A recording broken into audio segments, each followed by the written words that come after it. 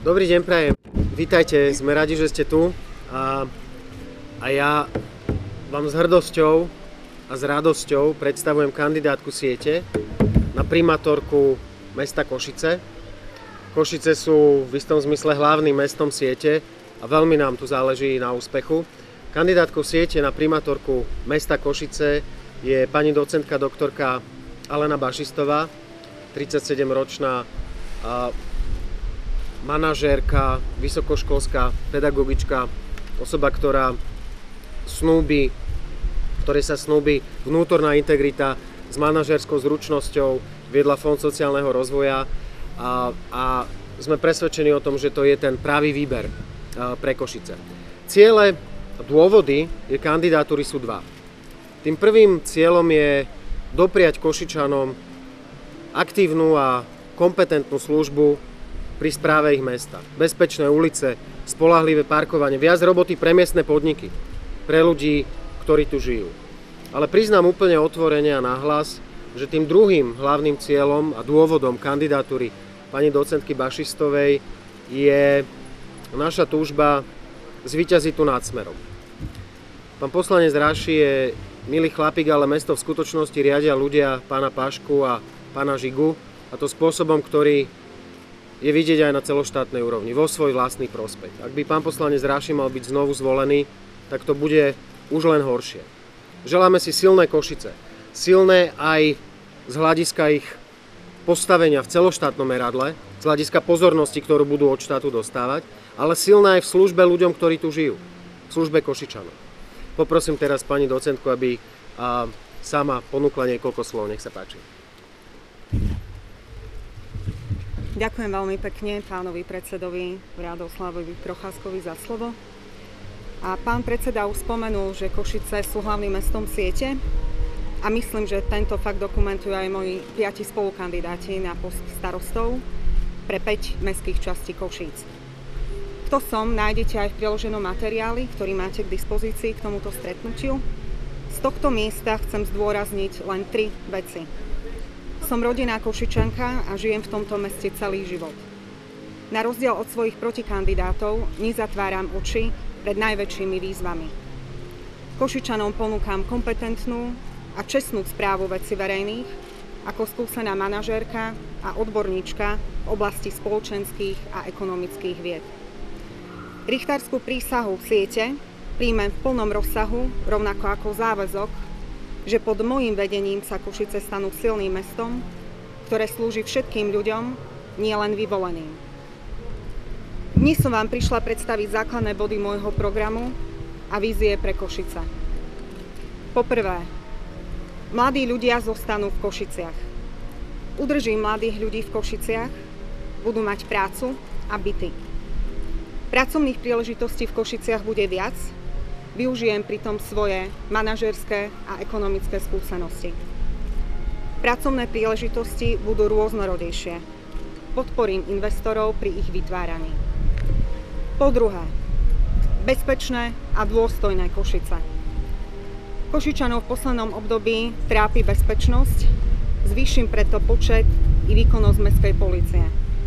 Skúsenosti však ukazujú, že represia nie je efektívna a dlhodobým, i keď neľahkým riešením je len vytrvalá, drobná práca v komunitách, vytváranie pracovných príležitostí a ich zapojenie a osobná zodpovednosť do občianskeho života. Zriadím mestský podnik, ktorý vytvorí šancu pre prácu. Využijem tak svoje bohaté skúsenosti, ktoré v tejto oblasti mám, a pre magistrát sa práca s komunitami stane prioritou tak, aby sme mali Košice bezpečné a dôstojné pre všetkých obyvateľov. Skvalitním život seniorov v našom meste.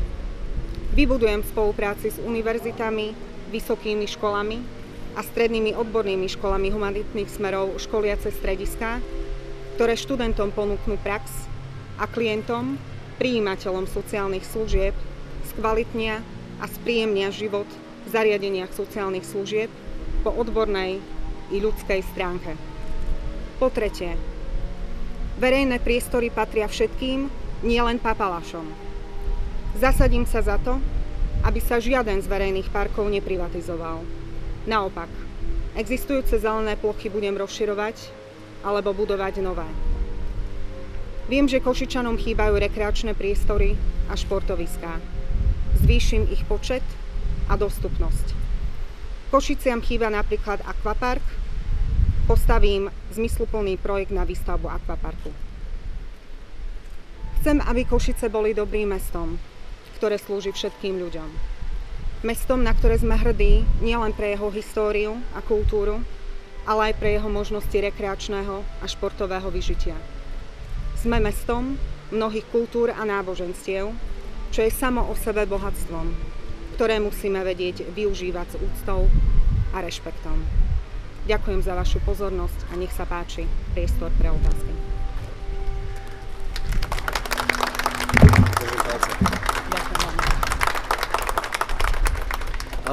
Ak dovolíte, samozrejme priestor na otázky bude, ale ja by som ešte chcel využiť túto príležitosť a predstaviť vám našich kandidátov na starostov mestských častí v Košiciach. Poprosil by som za mestskú časť sídlisko Dargovských hrdinov pani Janu Rubickú, 44 rokov, riaditeľka základnej školy. Dobrý deň. Pán doktor Igor Jutka, mestská časť Terasa, 44 rokov, lekár. Mestská časť Sever, Erik Halko, 39 rokov, živnostník. Mestská časť sídlisko Ťahanovce, Miroslav Špak, 39 rokov, manažér. Mestská časť sídlisko nad jazerom, pán Marian Gál, 38 rokov, vysokoškolský pedagóg. Otázky môžete smerovať aj na mňa, aj na pani docentku Bašistovú, aj na našich kandidátov na starostov. Nech sa páči. TA3, nech sa páči. Tomáš Televízia Teatr, ja by som sa opýtal vás aj pani Bašistovej možno na oboch otázkach. Tu v Košiciach už niekoľko vašich súperov ohlasilo kandidatúru, neobávate sa v tejto súvislosti trieštenia pravice? Obávam, samozrejme, že sa obávam, preto som sa v Košiciach veľmi dlho a veľmi intenzívne snažil o rovnakú dohodu, aká sa sieti podarila dosiahnuť v Bratislave a v Žiline, to znamená postaviť za kandidátom s dobrým odborným zázemím a s reálnou šancou uspieť silnú stredopravú zostavu. Žiaľ, tu v Košiciach sa stará pravica rozhodla, že radšej než by podporila naše úsilie o obnovu verejnej služby, tak si chce zopakovať prezidentské voľby. Hlavným dôvodom a cieľom kandidatúry pani Bašistovej, jedným z tých dvoch hlavných cieľov, je zvíťaziť tu nad Smerom. Považujeme to za dôležité ako signál smerom k celému Slovensku, ale aj preto, že naozaj, tak ako to hovorila pani docentka, to mesto má slúžiť všetkým, nie len papalášom. Z tohto hľadiska je to dôležité a tým je aj motivovaná jej kandidatúra. Ak dovolíte, ja to možno tak trochu zoširšia uchopím. V novinách píšu, že tam, kde už KDH opečiatkovalo svojho kandidáta, sieť sa do toho nemá montovať. My sa do toho nemáme pliesť. Aká to je logika? Keby sme uplatnili túto logiku v prezidentských voľbách, tak si 30. marca na internete prečítate toto.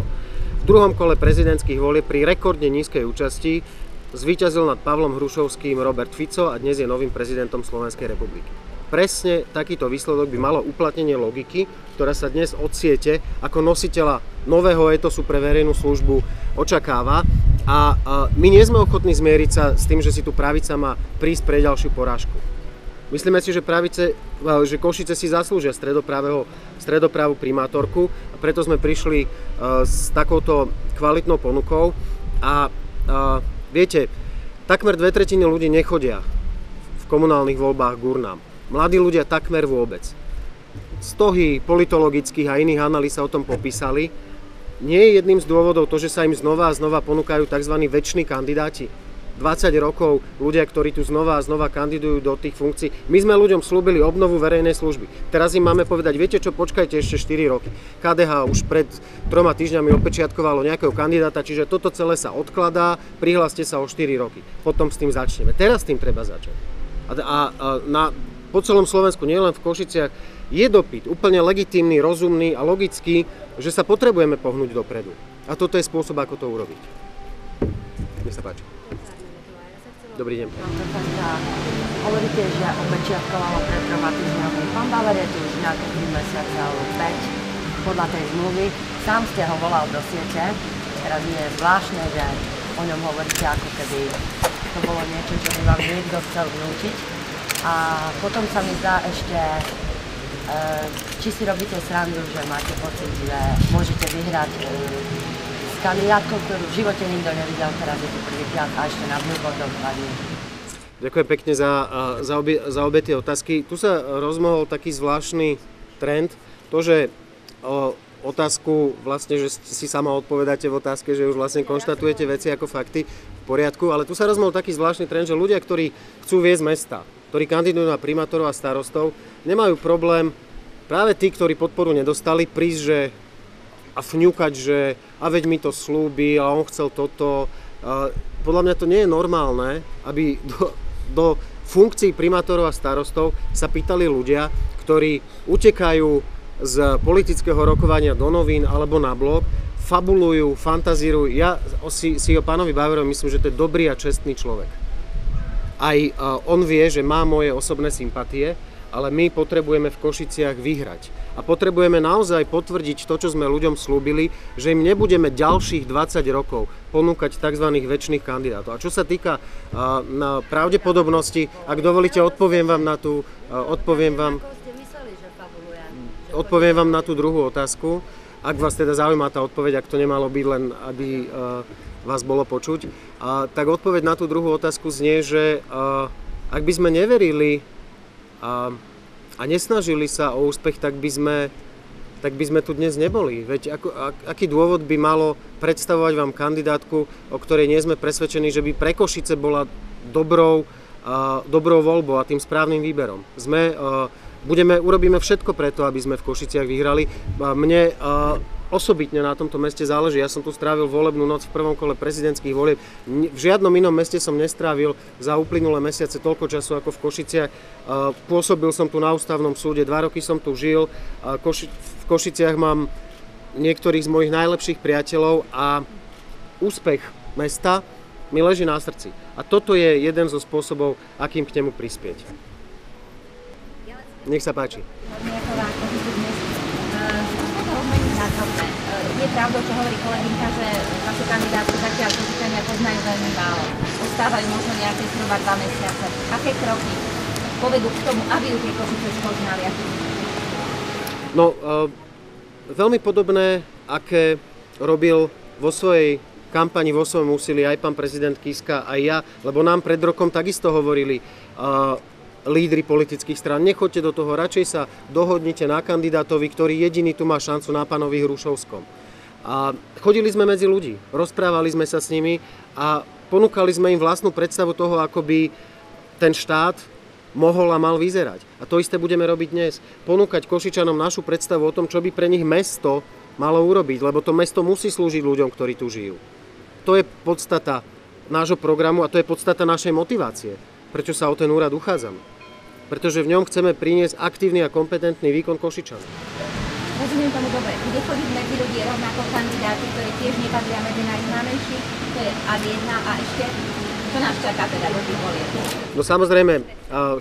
októbra v deň pred Medzinárodným maratónom mieru, kde sa aj ja už druhýkrát zúčastním tohto maratónu, tak 4. októbra zložíme spolu s pani Bašistovou richtárskú prísahu, aj starostovia, kde budú obsiahnuté aj konkrétne programové záväzky. O tých všeobecných viete, smerujú naozaj k dobrej a poctivej správe, ale budú tam aj konkrétne programové priority. Časť z nich predstavila už pani Bašistová.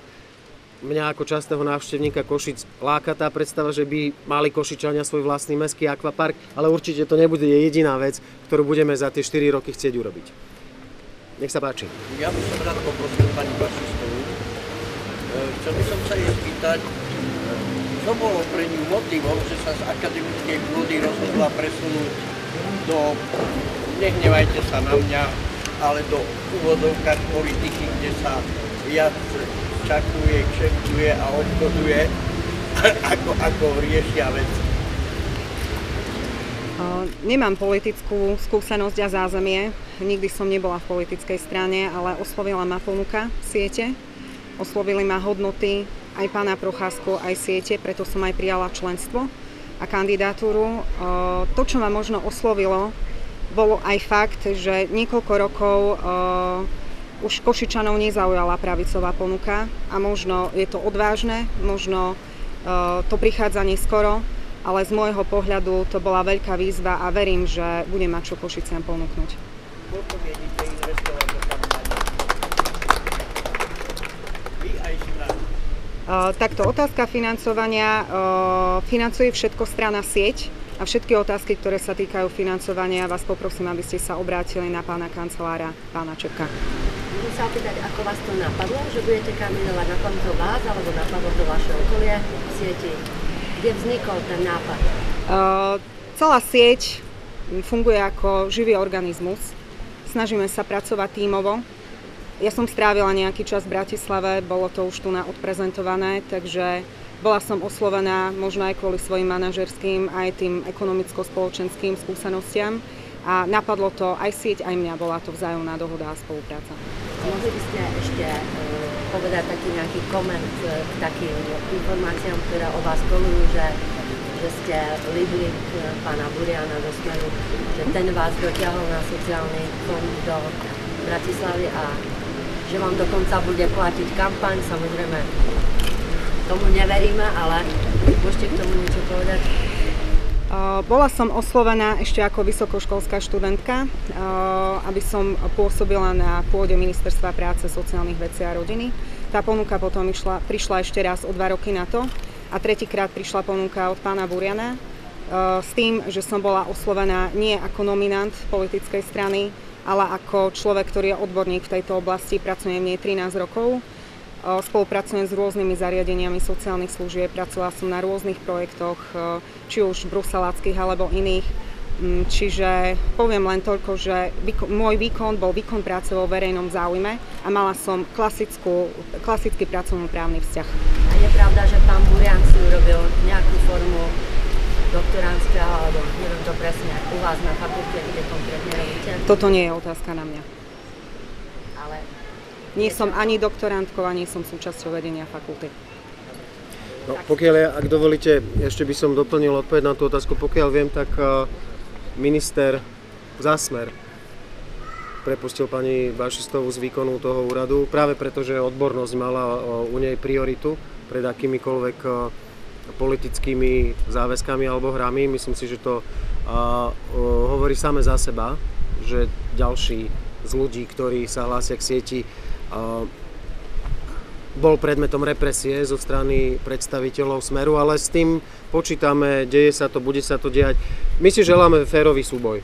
A nech voliči rozhodnú o tom, komu chcú zveriť správu tohto mesta, o kom si myslia, že im naozaj v tom úrade prinesie novú energiu, odhodlanie a aktivitu, kompetentnú aktivitu pri správe vecí, ktoré tu naozaj treba riešiť v tých Košiciach. Mala som to prepustili, pretože ide kandidovať? Nie, to bolo dávno predtým. Práve preto, že stačí možno, že len chvíľu sa sústrediť na to, čo hovorím. Práve preto, že odborné hľadiska mali prednosť pred čímkoľvek iným.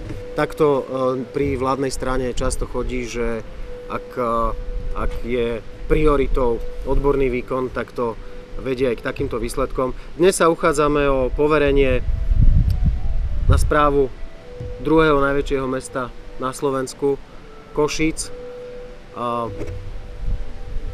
Pani docentka Bašistová prežila v Košiciach celý svoj doterajší život a sme presvedčení, aj všetci starostovia, tak ako kandidáti na starostu, tak ako tu sú, že toto je ten pravý výber pre Košice. Preto tu dnes sme. Môžem mať ešte jednu otázku? Samozrejme, nech sa páči. Ja by som chcela vedieť, koho vy považujete v Košiciach za ľudí vám najbližších sieti. Joj, tak to by sme tu boli do večera. V Košiciach máme najsilnejšiu... Ľudí, o ktorých sa opierate tu v Košiciach, že to sú vaši najväčší, že si dovedete. Keď budem robiť anketu pre Ohník, alebo Zorničku, alebo stredoškolský časopis, tak sa môžeme zahrať takúto stredoškolskú hru, že vymenujte 5 najobľúbenejších rastliniek a 5 vašich najlepších kamarátov, ako ho máte radšej otca alebo mamičku. V Košiciach máme A na východe ako takom máme mimoriadnu podporu. Aj to je dôvod, pre ktorý ideme ďalej s plnou verou a s plným odhodlaním, že práve tu na východe cítime naozaj že povzbudenie od tých ľudí, podporu, motiváciu. A teraz keby som mal tie desiatky až stovky ľudí spomenúť, tak by sme tu naozaj boli až do západu slnka. Podpredsedom siete je pán inžinier Adamčík, ktorý je rodený Košičan, ale tých priateľov, priaznivcov, sympatizantov, členov v Košiciach je veľa a my si veľmi vážime túto podporu. Veľmi o ňu stojíme, veľmi nám na nej záleží a viem, že ju Košičanom v dobrom vrátime. Ďakujem veľmi pekne. Ďakujem, pekný deň. Dovidenia.